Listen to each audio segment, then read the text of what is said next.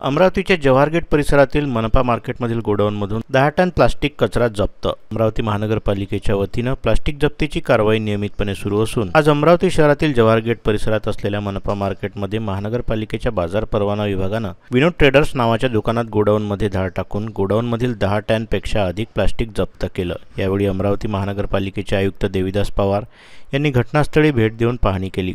तसेच जप्त करण्यात आलेल्या गोडाऊनवर नियमानुसार कारवाई करण्याच्या सूचना मनपा अधिकाऱ्यांना देण्यात आल्या।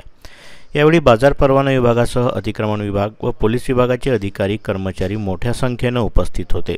महापालिकेचं जे वेळोवेळी आहे प्लास्टिक वापरू नका, जे शासनाच्या नियमानुसार जे प्लास्टिक दिलेलं आहे 120 mm पेक्षा कमी असलेले प्लास्टिक वापरू नका, या मी वेळोवेळी धाडी टाकत असतो, वेगवेगळ्या ठिकाणी धाडी टाकत असतो। आज हे ट्रेडरचं आम्हाला माहिती कळल्यानंतर आम्ही या ठिकाणी हे केलेलं आहे। या ठिकाणी जे शासनाच्या नियमाच्या पेक्षा कमी मायक्रॉनचे जे प्लॅस्टिक आहे, हे प्लॅस्टिकचं हे पूर्ण आपण पाहतात हे पूर्ण हे आहे, वरच्या याच्यावरती सुद्धा हे केलेलं आहे आणि हे आम्ही आज पकडलेलं आहे। हे आम्ही याच्यावरती नियमानुसार पुढची कारवाई करतो।